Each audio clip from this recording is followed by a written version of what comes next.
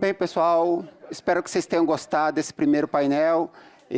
Como eu falei, a gente já conversou sobre isso no podcast, então é um assunto que eu tenho me interessado bastante também. Então, eu queria, assim, agora agradecer, assim, gratidão imensa para os nossos apoiadores.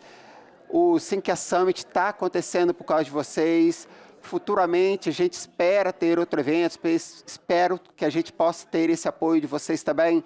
Então, mais uma vez aqui, eu quero agradecer a Evertec, ao Torque, a Cantarino Brasileiro, a Microsoft, Mercado Bitcoin, a DataRuder, Block News, TechBan, Digitips, Plug, Banco Genial e a F-Insiders.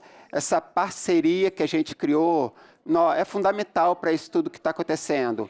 Não só para os assuntos, mas até para a gente poder engajar, porque os nomes dessas pessoas trazem mais público também, porque são pessoas que conhecem muito do assunto.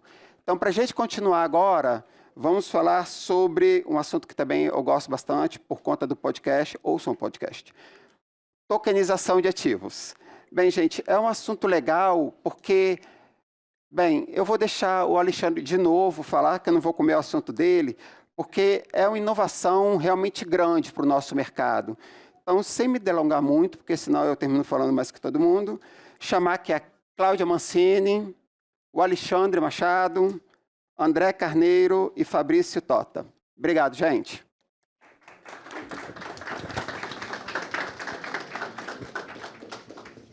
Boa tarde de novo. Eu vou encurtar a minha apresentação, né? Mas para quem não ouviu na primeira, eu sou o Alexandre, GPM aqui da Sinqia, da estrutura de bancos. E nesse painel a gente vai falar de tokenização de ativos. A gente falou de DREX, a gente falou de PIX e agora a gente vem com tokenização. Então, que vantagem que a gente tem, que desvantagem a gente tem? É vantajoso, né? Tokenizar, que horas eu tenho que tokenizar, que horas eu não tenho que tokenizar, a instituição financeira vai se beneficiar como disso, as pessoas como se beneficiam disso. Mas antes, vou apresentar aqui os nossos convidados de novo, pedir à Cláudia para se apresentar, falar um pouquinho da sua empresa, de como que vocês estão inseridos aí no mercado de tokenização. Bom, antes de mais nada, obrigada pelo convite, obrigada pelo tempo de todo mundo que está acompanhando a gente. Eu sou jornalista, sempre fui jornalista de economia e finanças. Trabalhei na Gazeta Mercantil, que acho que uma parte aqui acho que chegou a ler, né, que foi o maior jornal de economia do país. Curiosamente faliu, mas enfim, essa é outra história. Depois trabalhei na Dow Jones também. Depois passei uma época em agência de PR, atendendo clientes do sistema financeiro. E eu nunca gostei de tecnologia. Eu tinha pavor de tecnologia. E eu implorava para nunca me colocar na editoria de tecnologia. E aí eu comecei a ter uma proximidade maior quando, na agência, eu comecei a atender o setor de defesa. Eu atendi a empresa que vendeu os caças para o Brasil. Fui meio obrigada a estudar um pouco de tecnologia. E aí comecei a achar graça. E aí saí da agência e comecei a estudar blockchain e cripto, que era uma coisa que eu sabia que uma hora ia pegar no setor financeiro. E eu imediatamente comecei por blockchain, me apaixonei. Aí estudei criptos e vi que isso ia explodir, CBDCs e tudo mais. E aí eu resolvi voltar para o jornalismo e escrever sobre o assunto, né? Decidi assim, eu quero estar nisso aqui. Isso aqui é o futuro das finanças mesmo. Então eu lancei o Block News em janeiro de 2020. É um site que fala muito de negócios, né? Eu não fico muito no dia a dia das criptos, sobe e desce. Eu estou mais foco em como que as tecnologias podem ajudar as empresas a melhorar, a serem mais eficientes, mais transparentes, reduzirem custos e tudo mais. Então, é o Block News, né? Acho que eu já falei aqui. Enfim, então, essa é, assim, resumindo a minha história. Beleza, obrigado. Carneiro, obrigado por ter aceitado o convite. Conta um pouquinho aí também. Opa, obrigado. Primeiro, eu agradeço pelo convite. Bom, eu sou André Carneiro, o Carneiro. Eu sou CEO da BibChain. A BibChain é uma empresa especializada em blockchain para o mercado corporativo, né? Diria que grande parte do nosso DNA está no mercado financeiro. A gente nasce de uma junção entre mercado financeiro e academia, né? E aí a gente está aí desde 2018, que é não tão longo quanto o mercado Bitcoin. A gente estava lá, mas a gente ainda estava trabalhando dentro da instituição, a gente não tínhamos decidido empreender, vocês foram bem antes. Mas a gente está trabalhando com o mercado corporativo, estamos diretamente envolvidos aí no Drex, em tokenização. Então, em 2 cenários, né? Tanto participando de consórcio, quanto prestando serviço, gerando tokenização de ativos que estão no piloto. Então, a gente está trabalhando nesse cenário e atendendo o mercado corporativo, sempre olhando para esse mercado com cuidado especial, de entender ele como regulado, como seguro, o que uma empresa precisa, que é o nosso universo de trabalho e de atuação. Legal, obrigado. Tota, se apresente aí para a turma, conta um pouquinho da sua história. Boa. Tá lá no mercado Bitcoin desde que começou? Não, cara, eu peguei no meio do caminho. Ainda era tudo mato, mas o pessoal já tinha capinado um pouquinho. Bom, sou o Fabrício Tota, diretor de novos negócios do mercado Bitcoin. Estou lá desde 2018. Já vão 5 anos, metade da jornada do MB ali eu pude acompanhar de dentro, né? O MB que foi fundado em 2013, né? Então por isso a referência. Como uma exchange de cripto, né? Um lugar onde você pode comprar e vender seus criptoativos. Mas de 2018, 2019 para cá, já vai buscando uma atuação mais em torno do tema cripto e blockchain, não exclusivamente como uma exchange, né? A gente começa a colocar na rua, de fato, produtos tokenizados lá em 2019. Então, já vão... Até a tokenizadora já está mais antiguinha, né? Então, já um bom tempo lidando com esse tema. A gente também tem uma asset, uma empresa de equity crowdfunding, uma instituição de pagamentos. Mas, acho que no tema tokenização, a gente já fez mais de 500 milhões de reais de ativos tokenizados, distribuídos essencialmente para o varejo, mais de 130 ofertas distintas em 9 categorias de produtos, né? Então, acho que o mundo cripto ele é muito mais do que o que a Cláudia não cobre, que é o sobe e desce dos ativos. Tem muito mais coisa, muito mais... talvez mais bacana, mais interessante para a gente discutir como um negócio do que está subindo e está caindo. Quando sobe é bom também, né? Também dá para fazer mais negócio, também não vamos demonizar, não. Quando cai, a gente fala... Eu não tenho nada contra, que não está dando para fazer tudo. Então, enfim. Antes disso, eu trabalhei no mercado tradicional, eu trabalhei 20 anos numa corretora de valores. Cheguei a ler Gazeta Mercantil. Eu lia depois que o chefe lia, né? Porque o negócio... Tinha uma hierarquia. Tinha uma hierarquia importante ali. Mas, enfim, é isso. Vamos lá. Boa, legal. Obrigado. Todo mundo devidamente apresentado. Vamos começar aqui. Primeiro, para a gente nivelar todo mundo que está acompanhando aqui. Carneiro, se eu tiver um ativo físico, o que eu preciso fazer para tokenizar esse ativo físico? Qual é o primeiro passo? E todo e qualquer ativo físico pode ser tokenizado? Nossa, essa é a pergunta de 1 milhão, né? Mas vamos em cima dela e tentar destrinchá-la em partes. Acho que o conceito de tokenizar no aspecto tecnológico, se você entender apenas pelo aspecto tecnológico, qualquer coisa em tese pode ser tokenizada. A pergunta é, criar um hashcode, criar um pedaço de código numa rede blockchain, desculpe os entusiastas, isso não é necessariamente tokenizar um ativo. Isso é apenas você criar um pedaço de código, que inclusive você pode baixar no GitHub e fazer como exemplo e estudo para sua casa. Tá? Então, se confunde muito o conceito de tokenizar um ativo digital ou transformar um ativo real. Né? E eu lembro da minha época aí no mercado financeiro, lá em 14, 15, que a gente estava estudando um item de Hypercycle, né, do Gartner, que chamava Digital Twin, ou gêmeo digital.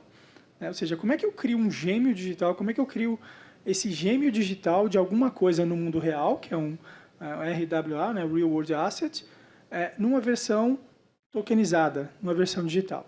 Então, em tese, você pode. Né? Você consegue fazer isso. Agora, não necessariamente tudo faz sentido, não necessariamente tudo tem benefício, e é preciso a gente dar uma explorada além da tecnologia e entender que tokenizar um ativo digital, seja ele um real world asset, né, um ativo do mundo real, ou mesmo um ativo nativo, que é basicamente criar uma representação simbólica desse ativo numa blockchain. A gente tem um caso bem emblemático agora, que foi aí o pump dos NFTs, né, e eu torço que a gente não tenha o mesmo pump dos NFTs para a tokenização, que é a história do tokenizar o macaco. Né? O cara foi lá, pega um monte de picture de macaco e tokenizou lá. Teve gente famosa que comprou aquilo. Né? E eu gosto de usar esse cenário por quê? Porque aquilo é um exemplo de tokenizar por tecnologia e eu não sei quem andou acompanhando, mas, por exemplo, os royalties daqueles NFTs não estavam programados no blockchain. Então, na hora de pagar os royalties, a empresa deu ruim, e agora você está tendo que processar a empresa para receber um negócio que, em tese, era do blockchain, que, em tese, era token, que, em tese, era seguro, que, em tese, representava a arte em si. Então, tem que tomar um pouco de cuidado, respondendo a pergunta, sim, é possível tokenizar grande parte das coisas, as que fazem sentido, não é tokenizar apenas uma questão tecnológica, e você tem que tomar cuidado quando você tokeniza alguma coisa para que você leve para dentro do conceito tokenizado características que garantam que aquele ativo tokenizado tem um vínculo, tem uma ligação e possa realmente representar algo dentro do mundo físico. Além, é claro, lembrando, né, a gente trabalha com blockchain corporativo, que isso esteja cobrindo a devida legislação presente. Né? Porque também tokenizar alguma coisa lá, falar, legal, eu tokenizei aqui uma barra de ouro, a melhor analogia, tokenizar uma barra de ouro. Você tem mesmo uma barra de ouro? Né? Porque você tokenizou e criou um negócio lá e chamou que é uma barra de ouro, que aquilo é uma barra de ouro. Então, tem coisas que são regulação, tem uma questão jurídica, tem uma parte tecnológica. Quando você junta essas coisas, né, regulação, tecnologia e o próprio aspecto jurídico adequadamente, eu diria que grande parte das coisas fazem e podem ter sentido, sim, ser tokenizada. Legal, boa. Posso complementar? Deve. Desculpa. Eu também estou com medo de ter hype de tokenização, porque teve hype de tudo, de blockchains, aí eu estou com medo, porque isso é uma coisa séria, é para ser sério o negócio. A primeira coisa, eu acho, é assim, você vai tokenizar por quê e para quê? Entendeu? Porque tem gente que quer tokenizar a televisão. Eu conheço projetos assim, tokenizar a televisão. Não sei nem muito bem como é que vai fazer, mas enfim. Porque também aparecem umas coisas meio malucas assim para mim, sabe? Assim, também tem que ficar. Mas enfim, é uma questão de negócio. É um negócio isso. Isso não é uma brincadeira. Assim, eu não vou fazer um macaco. Isso é uma coisa séria. Então, primeira coisa é perguntar por quê e para quê. E antes disso ainda é você entender para que essa tecnologia também. Eu estou começando a ver empresas fazendo educação interna para que os próprios áreas de negócio consigam entender mais ou menos se faz sentido ou não. Boa. E aí, Tota, depois que a gente escolheu o ativo que vai ser tokenizado, a gente foi lá, tokenizou, o que acontece com esse ativo? Como que a gente garante que só o proprietário ou quem tem a posse daquele ativo tokenizado vai ter acesso de fato a ele? Eu enxergo a tokenização como com 3 pilares. Né? Acho que o primeiro é a tecnologia. É o mais fácil de resolver. Ele parece difícil, mas ele é fácil, no final das contas. O código existe lá, você define quantos tokens vai ter, etc. E tal, põe os atributos ali. Claro que isso ainda é uma coisa em construção. Ele é fácil, mas não é resolvido. Você tem padrões de tokens, alguns padrões que são mais adequados para tokenizar um tipo de ativo, outros padrões que estão sendo criados que são mais adequados para outros tipos de ativo. Padrões que não foram criados ainda, mas que serão padrões de mercado daqui 3 ou 5 anos. Mas essa parte é relativamente fácil de resolver. A segunda é o regulatório. Pode ou não pode? Posso fazer isso? Ou não posso fazer isso? Se eu posso, como eu faço? Né? Se eu não posso, tem alguma solução de contorno? E isso é super complexo, porque não está pronto, definitivamente não está pronto. Né? Então, mas dentro do arcabouço regulatório existente, qual é o melhor caminho? A regulação ela sempre vai vir depois da inovação. Primeiro a gente vai fazer. A gente, eu digo, a sociedade, ela vai fazer. Isso é óbvio. O clássico disso é falar que os carros existiram antes da regulação de se pode ter semáforo, ter placa, ter rua direito. Era só cavalo. Inventaram um carro. Vai fazer? Para. Não é assim. Então, a tokenização, esse é o estágio exatamente onde a gente está. Que muita coisa está sendo construída do ponto de vista regulatório ao longo dos últimos pouquíssimos anos, meses. Aqui no Brasil, acho que a gente teve a CVM se manifestando nos últimos, de maio para cá, principalmente, abrindo essa conversa com o mercado para falar abertamente sobre o tema tokenização, o que é ótimo. mas definitivamente não está 100% pronto. E o terceiro pilar é o porquê para quê, né? Que é um pouco de market fit. Eu gosto muito do exemplo, cara, todo mundo já deve ter visto alguma vez, né? Vocês com certeza. Não, é ótima tokenização. Por exemplo, tokenizar uma obra de arte. Cara, eu não consigo pensar. A televisão talvez seja uma ideia pior, mas assim, a de obra de arte, cara, imagina quanto problema. Quem guarda, onde guarda, faz seguro ou não faz? E daí o museu vai pedir, uma exposição vai pedir a sua obra de arte tokenizada para levar para uma exposição. Vai pagar ou não vai pagar? Quanto paga? O que você faz? Você chama uma assembleia de token holders, sabe? Ou faz, não, é uma DAO, então daí você coloca lá e o pessoal vota se pode, se não pode. E quem paga essa conta? Porque daí você vai ter que pagar o transporte, porque não faz o menor sentido, sabe? E boa parte das ideias meio de livro-texto, de tokenização, elas são meio ruins, na verdade. Então é muito isso. Você fala, cara, para que você vai fazer? Tem fit de mercado? Tem alguém querendo, desesperado lá na outra ponta, para comprar esse ativo, se ele for tokenizado? Então, daí é um pouco essas perguntas que a gente tenta responder de uma forma bastante pragmática lá no MB. A gente, ao longo desses últimos 4 anos de tokenização, teve muita tentativa e erro do produto que tinha mais fit com o mercado, né? E primeiro, onde está esse cliente? Será que é o meu cliente que quer especular com Bitcoin, Ethereum e um monte de shitcoin? Será que é esse cara que quer comprar um precatório tokenizado? Não sei, talvez não, né? Talvez eu tenha que procurar esse cara em outros lugares. Que tipo de ativo, né, a gente vai tokenizar? Que tipo de fluxo a gente vai dar para esse cara para que ele encare isso como um produto financeiro, de fato, independentemente da gente ter a regulação 100% pronta, mas que ele veja aquilo como uma oportunidade. E esse composto da tokenização, né, do regulatório, que não é nem só o pode ou não pode, mas dentro do que você conseguir construir, como que você vai ligar o ativo real ao ativo digital? Que tipo de proteção, de salvaguarda você vai dar para o detentor do token para falar, cara, ei, juiz, eu tenho um pedacinho desse ativo aqui que está no nome desse cara, é meu. Olha tudo isso aqui, olha essa blockchain. Você vai falar, pô, o juiz não vai entender, mas assim, toda a trilha você tem que construir. É um pouco baseado nisso que a gente vem trabalhando para poder criar, de fato, essas representações digitais de ativos reais. Eu adorei que inventaram o RWA, aí, o Real World Assets, que ajuda um pouco a gente a explicar o que a gente vem fazendo, né? Nas diversas categorias, criar essas representações e que tenham demanda, que encontrem realmente num mercado, numa base de clientes, o cara que está desejando ter esse ativo como parte de uma estratégia de uma composição de um portfólio. Legal. O que a gente tem falado muito, ouvido até com clientes, é criptocollaterals, né? A garantia tokenizada. Vocês acham que vai funcionar? O mercado, a gente tem escutado aí que ele anseia por isso, mas espera as regulamentações para ter a garantia. Mas a gente vê também que vai ter muita facilidade numa eventual execução daquela garantia. Eu queria que vocês debatessem um pouquinho sobre isso. Bom, posso? Bom, quando eu penso... Bom, vamos partir de alguns princípios, né? Se a gente conseguiu seguir essa tríade aqui que o Tota trouxe, que a Cláudia complementou, que é basicamente a gente criou um real world asset, né? Ou alguma coisa que representa um ativo. Ele está devidamente lastreado, ele está devidamente representado. Não é fluffy, né? Não é fofo o negócio. Quando você olha para um cenário onde você está discutindo garantias nesse cenário, e aí quem trabalha com garantias, né, eu venho de mercado financeiro há alguns anos, é sempre uma polêmica à parte, né, um negócio que tem muito back-office, tem muito problema com quem está, transferência, se está tomada total, se está tomada parcial.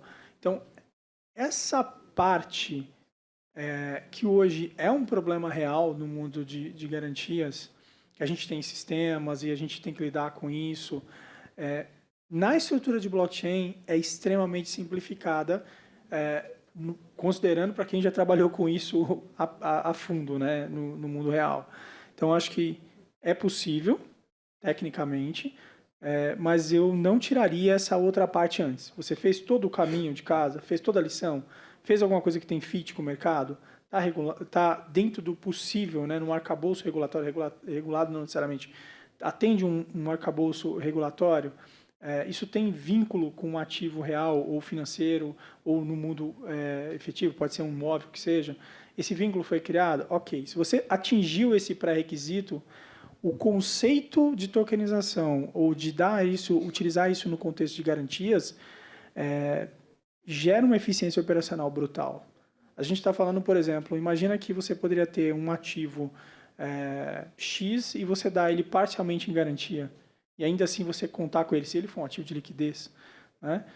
Então, esse tipo de contexto de cenário que hoje você tem que fazer controles, garantias, processo entre bancos. Imagina você pegar uma aplicação que você tem e dar em garantias em 2 agentes diferentes. Totalmente plausível. Tecnicamente, não tão complexo, inclusive. Quando ela fosse liquidada, por exemplo, o ativo está em posse de alguém em garantia de um determinado contrato. Quando esse ativo for liquidado, ele não vai nem para A nem para B, ele vai para o contrato. E a regra de quem vai receber o split, né, a parte daquele ativo, está lá no contrato. Então, isso expande e facilita coisas que hoje não são tão viáveis, né? Vamos pensar, você chegar hoje e falar assim, eu tenho um ativo financeiro, quem tem empresa, né? Eu tenho um ativo financeiro, eu quero dá-lo em garantia para uma operação financeira, gente, senta que ela vem papel, né? Senta, vira brother do cara do cartório, né? Vira brother do cara do cartório, senta que ela vem papel e começa a assinar papelada e põe seu jurídico para trabalhar. E, às vezes, isso poderia ser algo extremamente simples, né? Minha visão. Não, acho que sim, concordo. E uma coisa que eu acho que é interessante é a capacidade de você colocar dinheiro na economia muito mais rápido, né? Você vai criar um dinheiro na economia que hoje não existe, fica represado, aquele dinheiro fica represado lá dias esperando uma liquidação, enfim, qualquer coisa, e você simplesmente passa esse dinheiro para frente.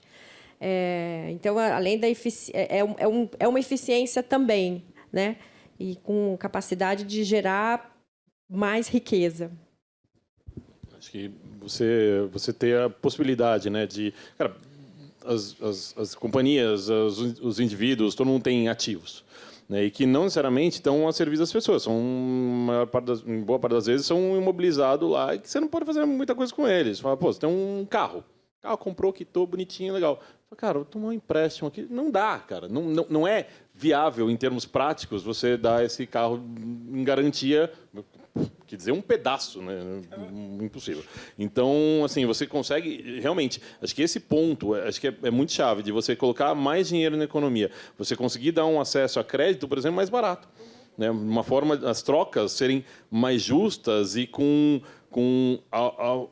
alguns ensinamentos, né, que a indústria de finanças centralizadas, DeFi, vamos fazer, tal, sem se preocupar muito com barreira e tudo mais, já está fazendo, testando e validando há algum tempo, né? Então, empréstimo colateralizado, on-chain, já é uma realidade há um tempo significativo, né? Pelo menos desde 2020, né, que teve uma explosão desse tipo de protocolo. E eles vêm sendo desenvolvidos e moldados e alterados, e novas ideias vêm surgindo para que, pelo menos dentro do mundo dos ativos essencialmente digitais, não tokenizados, isso com exceção do dólar, que é o grande caso de uso, é a tokenização do dólar, das stablecoins, isso já vem funcionando há um bom tempo e de uma forma que pode trazer muito ensinamento para que agora, com essa chegada desse tema no mundo regulado, ou como agora sendo um tema relevante para ser discutido nas economias, a gente consiga trazer o que funciona muito bem dessa indústria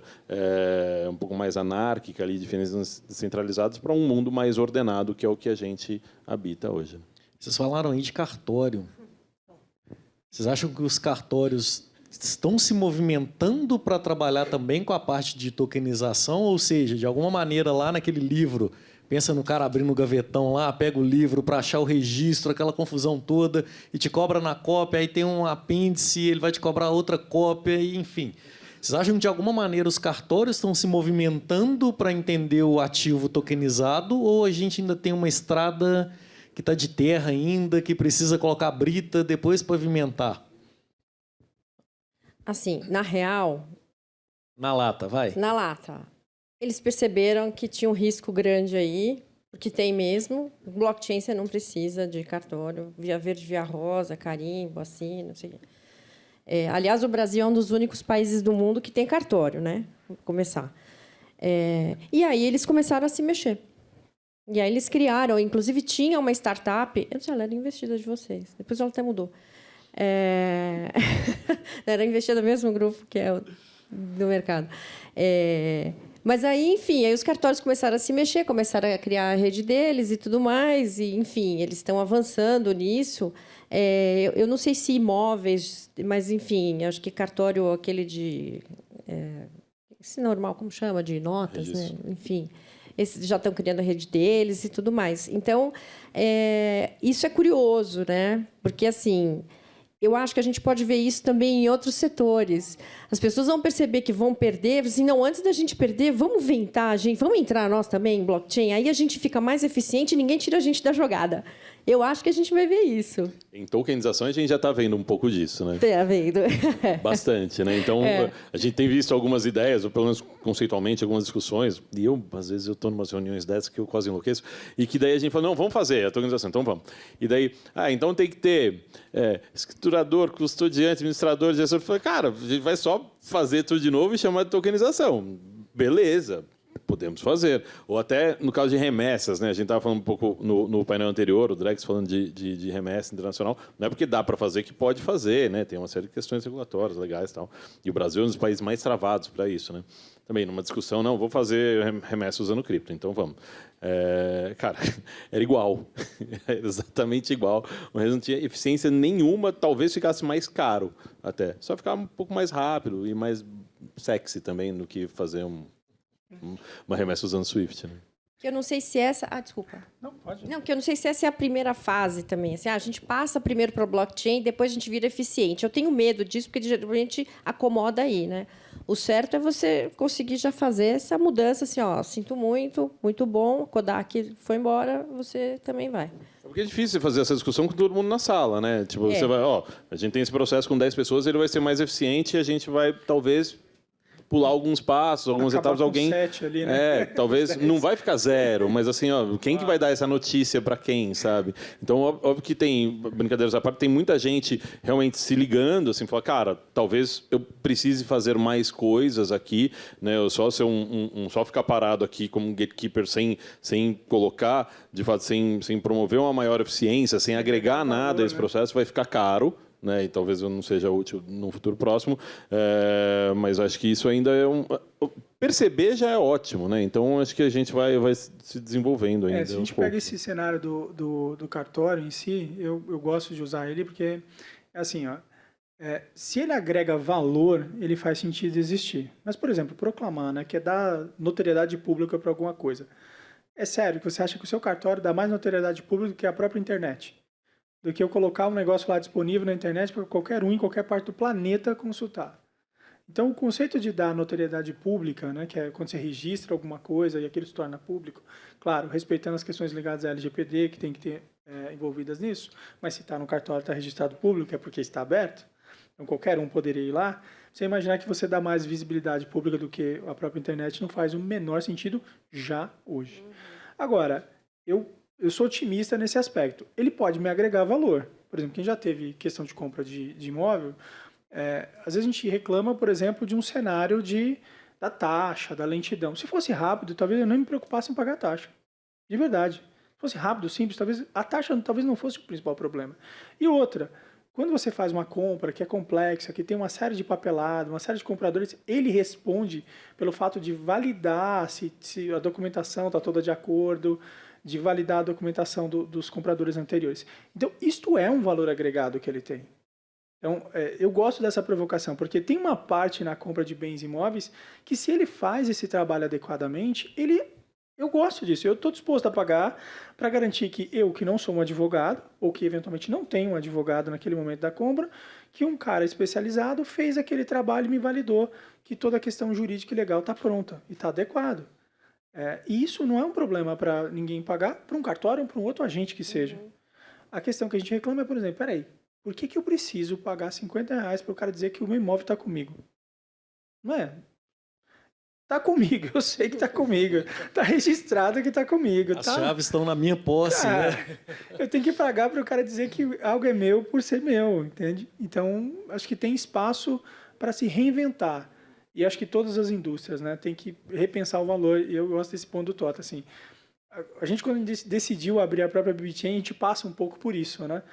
Porque a gente começou lá em 2014, 2015, dentro de uma instituição financeira, a gente fez dezenas de casos nesses cenários em que a gente demonstrava e falava assim, olha, isso aqui, e os casos não podiam sair, né? Tinha que fazer naquele contexto ali interno, fazia o caso e mostrava para as áreas e falava assim, ó, você precisa repensar o seu papel aqui.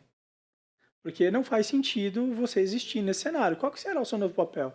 Qual que será o seu valor agregado, né?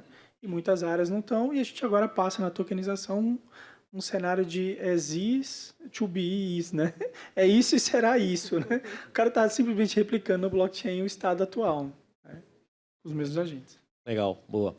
A gente falou também um pouquinho de investimentos quando a gente foi falar da pauta para o nosso bate-papo, né? E aí veio a CVM 175, que trata ali de regulamentação de fundos, disponibilidade ali, divulgação de fundos e tudo mais. O que essa regulamentação, a CVM 175, contribuiu para a tokenização ou vai contribuir para a tokenização? E aí eu queria emendar, quando você falou da parte de disponibilizar o dinheiro mais rápido, né, girar a economia, o quão inclusivo ou quão mais inclusivo a gente vai estar com investimentos a partir da tokenização? Acho que... Posso começar? Acho que a CVM 175, acho que principalmente ela desmistifica, assim, você fala, cara, olha, é uma classe de ativo, tá? Então, assim, tá liberado, pode dessa forma aqui, então a gente pode seguir. Acho que traz um incentivo muito grande para os tokenizados, ainda que a classificação ainda, na minha leitura, seja um pouco falha, né? Tudo que é tokenizado é um criptoativo. Então, até em termos de tributação, por exemplo, se a gente tokeniza um ativo de renda fixa, né, que é o que a gente mais faz lá no mercado Bitcoin, a tributação dele é 15% do ganho de capital. Não faz o menor sentido quando comparado com ativos comparáveis, com ativos similares de mercado tradicional. Por hora, um benefício, que é ótimo, tem até uma isenção, até um certo limite ali que o cliente venda dentro de um período, mas, assim, em termos de isonomia tributária, acho que não faz muito sentido, né? Mas acho que mas voltando para 175, acho que ela fala, cara, olha, essa categoria aqui de ativos, ela pode ser colocada nesses fundos até esse limite, acho que é um grande incentivo para você acessar justamente esse bolso institucional, né? Uma parte significativa da tokenização, né, e não só da tokenização, muitas coisas dentro do mundo cripto, elas percorrem um caminho diferente da maior parte dos ativos. Elas vão dos indivíduos para as instituições, e não meio que o contrário, né? Se você pensa, sei lá, participação em empresas, ações, né, ela começa ali se for na jornada do VC, é pior ainda, né? Em bolsos realmente um anjo, depois os bolsos mais fundos, mais institucionais, daí depois, lá na frente, é a saída, é o último estágio, praticamente é um IPO. Aí que um indivíduo, uma pessoa comum, um investidor comum, vai poder ter acesso a esse tipo de ativo. No mundo cripto, não, é ao contrário, né? O Bitcoin, por exemplo, começou fazendo trocas entre pessoas, entre indivíduos, e agora está tendo essa institucionalização. Então, esse impulso de começar a setar as regras para como os grandes fundos, as gestoras, as grandes fortunas vão acessar com segurança esses ativos, acho que é um impulso gigantesco para que a gente saia não é mais treino, né? Agora é um jogo grande de liga grande, né? O simples fato do regulador dizer isso já dá uma segurança, né? Apaziguou um pouco o mercado em relação a isso. Mas acho que a 175 é importante. O Daniel até veio num evento que o Block News e a Cantarino fizeram. Ele falou assim, não, isso foi para apaziguar, né? Eu não piorei nada. Você piorou? Não, eu não piorei nada. Está tudo como era. E ele ainda falou, a gente ainda pode, ao longo do tempo, aumentar. Se tudo vai dando certo, né? A CVM costuma fazer isso. Mas eu acho que tem uma outra questão também. Tem outras coisas na CVM ali para ficarem claras, né? A tokenização, por exemplo, de renda fixa, que ainda é uma zona cinzenta, ninguém sabe muito bem se pode ou não pode, fica ali uma disputa. Tokenização imobiliária, que é um mercado gigantesco, tem um monte de gente com projetos, aí fica todo mundo na maior ali, né, tentando encaixar seu projeto na não regulação, enfim, para não tomar um stop order mais tarde. Então, isso também é uma questão. E também depois tem a questão da regulação das próprias prestadoras de serviços, que é algo que está correndo, mas aí pelo lado do Banco Central. Então, tudo isso somado, acho que assim, existe um movimento muito claro que você tem ali Banco Central, CVM, pega também ali o Congresso, que questão da segregação patrimonial, né, para dar segurança nas VASPs ali. Você começa a ver todo mundo meio trabalhando junto, e isso vai ajudar o mercado. Mas existe uma outra questão também, que você está falando de ser mais inclusivo, que é a questão do fracionamento, né? O Tota estava falando do fracionamento do quadro, não tinha pensado nisso que ele falou, mas realmente eu acho bem complicado. Eu não sei se eu compraria um pedaço de Picasso, se não fosse para ter na minha parede, mas enfim. Mas você pode fracionar títulos financeiros que hoje, assim, você não vai pegar um título e fazer, sei lá, 1 milhão e vou fazer milhares dele. Dá um trabalho, como é que eu vou fazer isso? Como é que eu vou gerenciar isso? Mas você pode fazer isso com um contrato inteligente. E aí já tem gente testando isso. E você começa a dar acesso a pessoas com renda menor a ativos que elas não teriam acesso, não têm acesso hoje. Aí eu acho que tem uma possibilidade de inclusão. Legal. Só para quem está acompanhando remoto e presencial também, a gente vai ter um momento de perguntas, então vocês já podem começar a mandar as perguntas aí para a gente. E aí, pegando a linha da CVM 175, Carneiro, o que a não regulamentação tem impactado na tokenização de ativos? Ou a não clareza na regulamentação tem impactado? Olha, eu tenho dúvida se tem impactado, de certa forma, porque tem bastante, já acontece, né? Tem bastante aventura acontecendo. Mas eu vou pegar um ponto aqui que o Tota trouxe. Eu acho que, assim, e é uma boa brincadeira, que é treino, jogo é jogo. Então, assim, quando você está numa zona um pouco cinzenta de não regulamentação, você tem algum pouco de treino. Então, por exemplo, a própria 175, para a gente que atende empresas, o que facilita? Facilita na hora que eu vou sentar com o cara e conversar, que você pode ter esse ativo, você pode trabalhar com isso, e eu levo uma regulação, e eu levo um posicionamento da CVM, eu diria que me tira umas 4, 5 reuniões de trabalho. Né? E para uma startup, 4, 5 reuniões de trabalho é muita coisa, tá, gente? Então, se for grande, o pessoal está acostumado a fazer 200 reuniões, ajuda muito quando a gente tem que fazer pouco, porque a CVM já tirou metade de um cenário desse. Quando você tem uma não regulamentação, você tem esse cenário que fica um pouco entre treino. Né? E quando você facilita a regulamentação, porque eu tenho gostado muito de alguns pontos, alguns são contraditórios, né? Por exemplo, a própria CVM, obrigatoriamente, tudo é valor imobiliário, tem que olhar lá, fazer um teste no padrão e dizer se é ou não valor imobiliário, porque não necessariamente tudo é valor imobiliário. Mas quando você cai num cenário mais próximo da regulação, você traz players maiores. Né? E aí você está falando de outro bolso, você está falando de outra alavancagem, de outros volumes.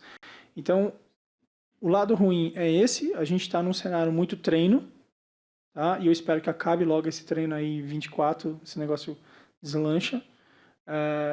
Na hora que você melhora essa regulação, e grande parte desse trabalho já está sendo feito esse ano e entra em vigor já a partir do próximo ano, o mercado abre mais. Tá? Porque aí você tem players grandes, né? Você pode pegar desde um grande fundo relevante entrando, que deve acontecer, até grandes participantes no mercado entram mais pesados. Então, para a gente, isso é extremamente relevante, né? Além de menos reunião, gente, pelo amor de Deus. Não, essa clareza é muito importante, né? No mercado Bitcoin, encontrando um pouco de bastidores, assim, lá em 2019, a ideia, o conceito era, lá fora estava rolando muito os STOs, né? Os Security Token Offerings, que era mais ou menos fazer oferta via Equity Crowdfunding. A regulação é diferente, mas, enfim, é como se... É mais ou menos a sugestão da CVM, aliás.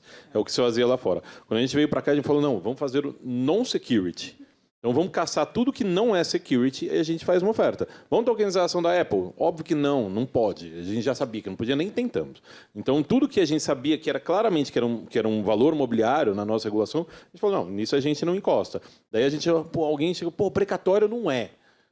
Então vamos, time interno trabalha, tal, regulatório interno, vai para um advogado fora, para um escritório bom, falou, não é mesmo, dá para ir. Vamos perguntar antes? Também não precisa tanto, né? Dá para fazer sem perguntar. E deu certo, porque a gente fazia PR, Qualquer saía coisa no eles jornal. te ligam também, Qualquer né? coisa eles ligam. Saía no jornal, a gente fazia oferta pública, de fato, mandava e-mail para a base de clientes, tudo certinho e ficava olhando, ficava esperando. Nunca deu nenhum tipo de problema. E a gente sabia que a CVM sabia também, né? Então isso era importante.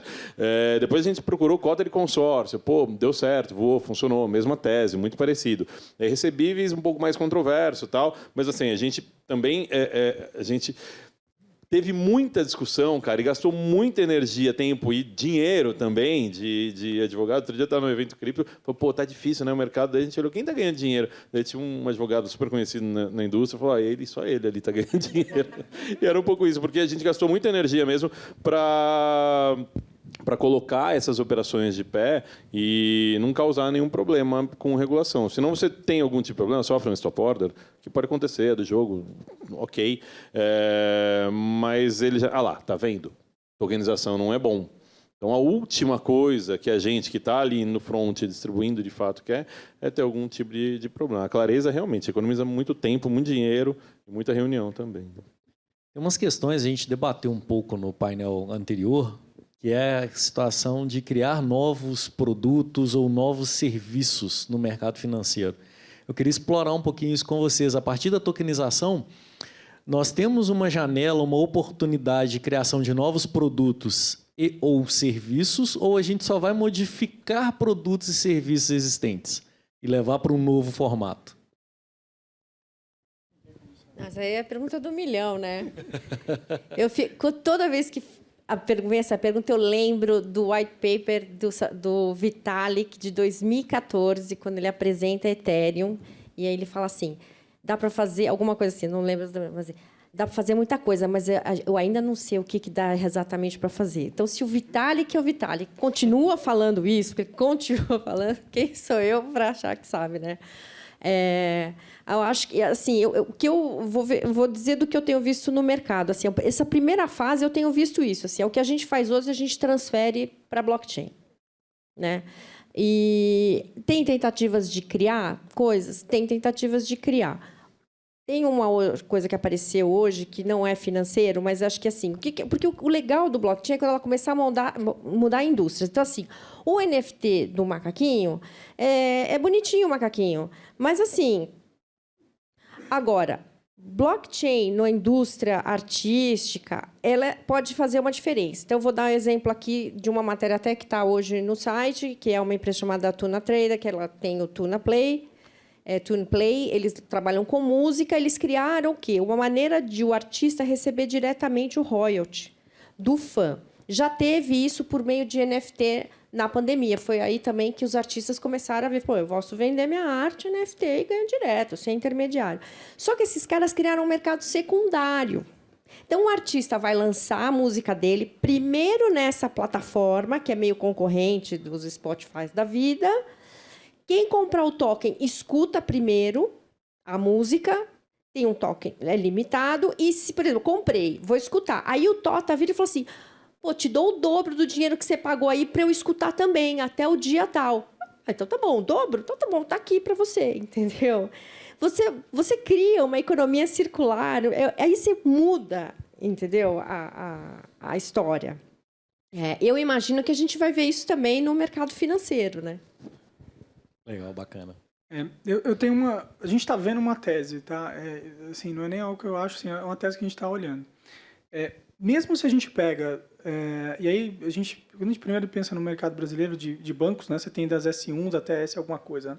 Então, você tem banco, e aí vai tendo instituições de níveis diferentes. Acho que mesmo se a gente pega produtos financeiros que existem hoje, com um pouco menos de vício e mais eficiência, e leva ele para um cenário tokenizado, você tem de longe, e o painel anterior abordou isso, uma eficiência operacional. Isso é um fato. Segundo, você transforma algo que hoje, por exemplo, está disponível só para um banco de nicho ou para um private bank, para qualquer banco. Então, a gente está... E aqui eu vou pegar um exemplo bem bobo, né? Uma escrow, por exemplo, que é uma conta escrow suave.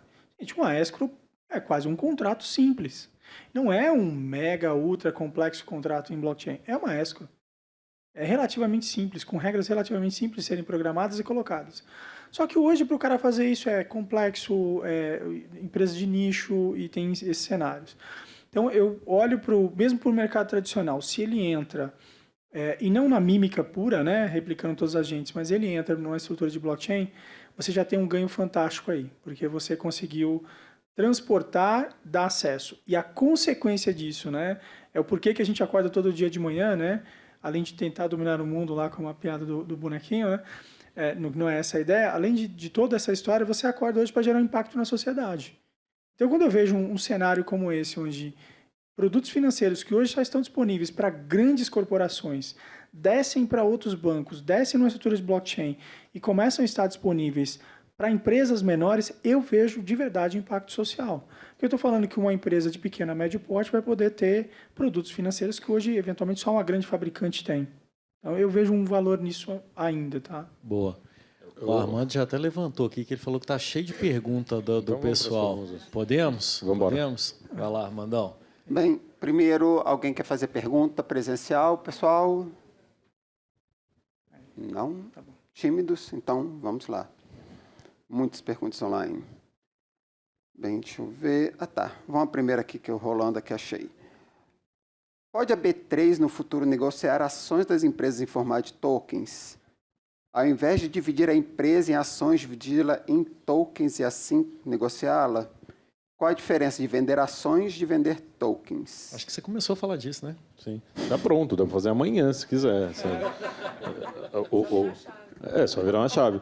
Só que assim, mas é interessante, né? Alguns desafios que o Drex está tendo, por exemplo, a gente teria também no mercado de ações, né? Porque imagina, você tem, sei lá, empresa XPTO lá, ela tem as ações dela emitidas. Você vai ver lá no contrato e fala, são tantas ações. Você fala, pô, legal. E tem uma coisa, a questão do sigilo, né, que é uma questão abordada no Drex, né, um desafio que está sendo atacado, seria exatamente a mesma coisa. Imagina que você poderia ter a pizza lá para saber quem são os acionistas. Não necessariamente quem são, mas as carteiras. Isso é uma, pô, legal. Mas só que a gente tem uma série de limitantes, fala, não, quando o cara passa 5%, tem que divulgar fatos relevantes, etc. e tal. Mas aí você vai poder ficar monitorando.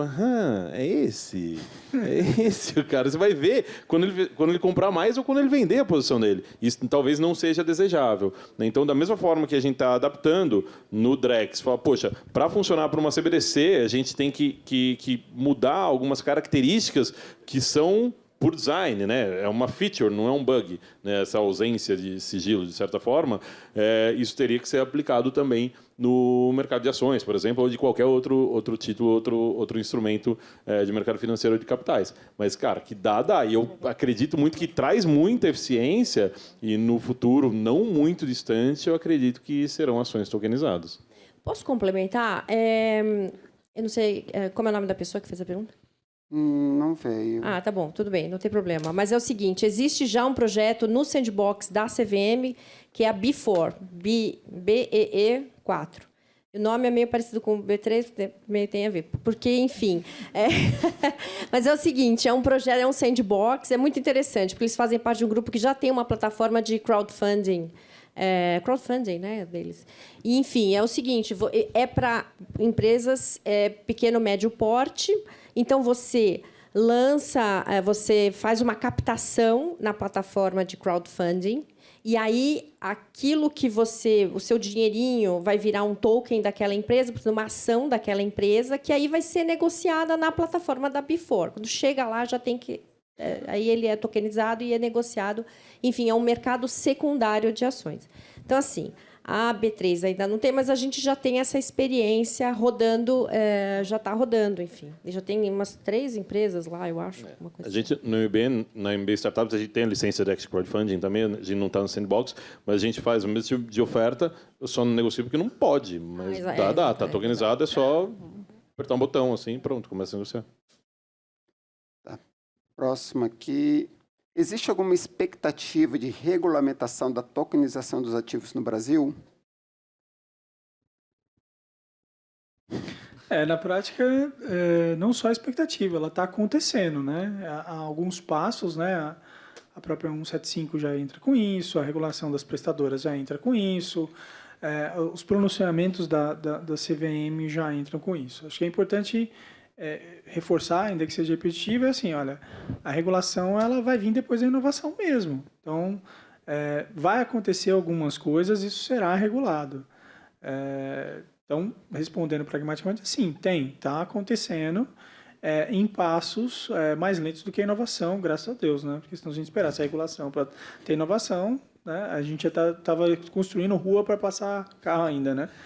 Mas em termos práticos, a gente tem a 175, teve o parecer 40 da CVM, teve mais dois outros ofícios da CVM também esse ano, acho que 6 e 8, né, se não me engano, 4 e 6, não lembro. Mas foram 2 ofícios da CVM. Tem o Banco Central, que vai regular os prestadores de serviços de ativos virtuais, que é o nome que se deu, as VASPs lá de fora, que inclui também quem explora a tokenização e disciplinar, quem faz o quê, né? Quem faz negociação, quem faz custódia, quem faz tokenização, talvez, não sei o que vai vir exatamente nessa regulação, mas ela está indo, está caminhando. E tem coisa no Congresso, né? A segregação por segregação lei patrimonial. tem que ser feita pelo Congresso, né? Isso tem, até está em caráter de urgência, ela está indo, está caminhando, sim. Essa daqui eu acho que é porque você falou do quadro, hein? Ó. O que eu falei? Porque você falou do quadro. Que você não ia comprar só um pedaço do quadro. Sendo um quadro um investimento, por que não tokenizá-lo e comprar somente um pedaço dele, sabendo que ele valorizará com o tempo? Já pensou você poder ser dono de um pedaço da Mona Lisa, da mesma forma que você pode ser possuidor de ações da Evertec? Ainda falou Evertec, ainda para ajudar. Obrigado. Não, eu acho que tudo bem. Se você olhar aquilo como investimento para ganhar dinheiro, tá bom. Pode ser. Mas para você não faria sentido, senão eu gostaria de ter uma no Mona na minha sala. Mas, assim, tem gente que tem isso, né? Que compra por conta de dinheiro. Eu quero ter isso porque eu quero ver valorizar. E tudo bem, faz sentido. E você tem que estar preparado para isso que o Tota falou. É pior que reunião de condomínio. Porque é um condomínio elevado à enésima potência de uma coisa desse tamanho que não está na mão de ninguém, entendeu? Então, não sei se cria uma DAO, né? Sei lá o que faz, exato. Mas, enfim. Mas é possível. Dá, né? Não, dá. Depende. Acho que eu não sei. Eu acho que vem muito no porquê e para quê, que a gente falou no começo. Exatamente. Porque eu estava falando um tempo atrás, eu participei também de um painel e era sobre arte, né? Que é assim, as pessoas compram arte para quê? Para ganhar dinheiro ou porque ela tem o prazer de ver aquilo em casa? Depende para que você compra a arte. Né? É um mercado difícil, desarbitrado, pouca referência de preço. Agora, ele tem um problema que blockchain pode resolver, que é o seguinte, quando você é o seu artista, vendi para ele. Aí ele comprou, aí ele vai vender para ele. Aí ele teria que me dar uma grana aqui. Ninguém faz isso. Né? Tal do direito de sequência. Direito de sequência, ninguém faz isso. Blockchain, por exemplo, se você fizesse tudo direitinho, você conseguiria resolver essa questão do direito de sequência. Né? Você faz no smart contract. Exatamente. O original. A gente fez isso em alguns NFTs lá, mais experimental, claro, mas a gente programou isso. O artista, o cara que mintou o NFT, nas transferências futuras, ele recebe um pedacinho do valor da transação na moeda que for feita. Super interessante conceitualmente, é justamente isso, né? O direito de sequência. Tem mais uma, vai ser a última agora, senão só amanhã. Para a grande população, quais exemplos práticos de uso da tokenização de ativos hoje? Algo que eu possa entrar na internet agora e comprar um token. Acho que é para mim, né? Acho que os principais casos que a gente tem colocado na rua são de recebíveis, né? Então, bem nessa ideia de ativos financeiros que são indisponíveis para grande parte da população, mas que podem sim ser produtos de investimento. A ideia é de uma antecipação. Então, uma empresa, XPTO, tem um recebível que ela vai receber só daqui 6 meses ou 1 ano. Então, ela fala, poxa, mas não quero esperar, eu quero antecipar. Ela faz a antecipação via tokenização. Então, a gente, como tokenizador, a gente compra esse ativo com deságio, eu faço a tokenização e coloco ele no mercado. Quando ele for pago lá na frente, o investidor vai receber uma parte desse deságio, que é a rentabilidade dele. E é super competitivo. Esse é o melhor exemplo que todo mundo sai melhor do que estava antes. O cara não tinha acesso a esse tipo de dívida de alguma forma, e agora ele tem acesso. Ele consegue comprar esse ativo que tipicamente vai pagar muito melhor do que uma renda fixa tradicional e ainda tem alguns benefícios tributários. A gente está falando CDI mais 2,5, CDI mais 3. Né?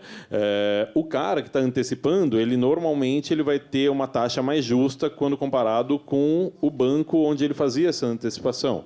Né? Então, essa estrutura, e a gente está fazendo uma estrutura muito mais enxuta que o que acaba sendo cobrado, no final das contas, das duas pontas, porque alguém está pagando essa conta, né? Tanto o detentor original do ativo quanto o investidor, com uma estrutura muito mais enxuta, proporcionada pela tecnologia, isso sai muito barato. Né? Então, é muito competitivo. Então, esse é o principal exemplo hoje. A gente tem várias das ofertas que a gente faz são ofertas públicas. A gente tem feito ofertas de mercado de energia, tem feito ofertas de cartão de crédito, tem feito uma pancada de categorias distintas e no mercado Bitcoin ela pode consultar agora e comprar. O mais lúdico, na verdade, talvez não seja tão divertido, mas se ela procurar pela tokenização Neymar, ela vai encontrar um caso muito legal que o direito do mecanismo de solidariedade, uma coisa super específica que a FIFA criou, que foi pago na transferência do Neymar lá para o Al Hilal da Arábia, quem recebeu esses direitos foram os investidores que compraram esses direitos lá 2 anos atrás, quando a gente fez a tokenização dos direitos do mecanismo de solidariedade de 12 atletas do Santos, e o Neymar era um deles. Então foram 19 milhões de reais só nessa transação que fluíram para os investidores. Esse é um cenário que a gente está falando, né? De esse tipo de ação que o Tota traz, que é de antecipação de recebíveis, com taxas melhores do que o mercado financeiro tradicional e com acesso, isso já existe, só que isso só existe para um seleto grupo de grandes empresas.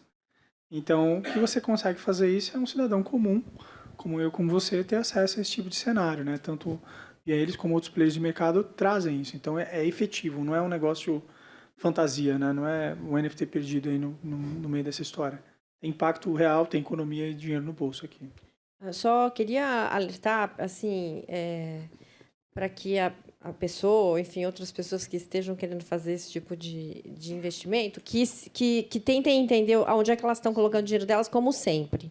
Porque, raramente, mesmo nas finanças tradicionais, as pessoas leem o que o banco manda. Né? Se eu investir nisso aqui, olha, você leia isso aqui. Ninguém lê, assina e agradece e pronto, confia lá no nome do banco.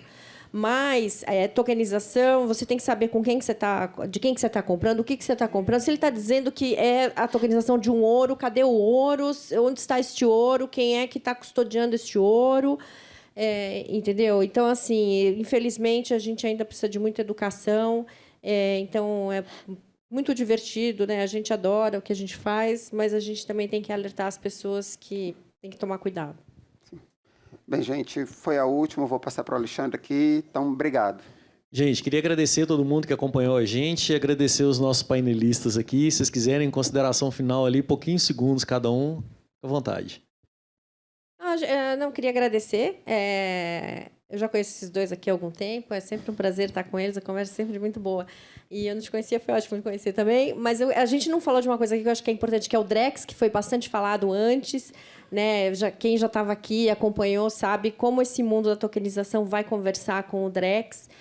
Eu tenho escutado as empresas, tanto as empresas, instituições, como quem provê infra, não sei se você também, mas, enfim, se a gente está num momento de testes, né, das pessoas testarem, das empresas testarem, talvez a gente não vai ver tanto lançamento nos próximos meses, está todo mundo um pouco em compasso de espera, mas, enfim, acho que a gente ainda vai ver um admirável mundo novo nos próximos anos.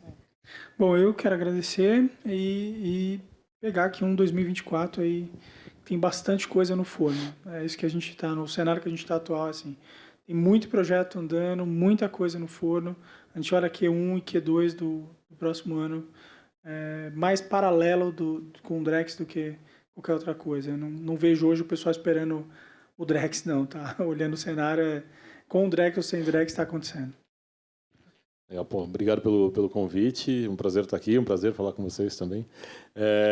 E que cada pessoa também comece a usar um pouquinho mais essas tecnologias, né? Usando é bem mais empolgante, né, do que falando. Né? E, enfim, obrigado. E me procurem nas redes sociais, principalmente no LinkedIn, que eu falo bastante de tokenização e outros temas cripto por lá. Boa. Muito obrigado, gente. Valeu aí. Até a próxima.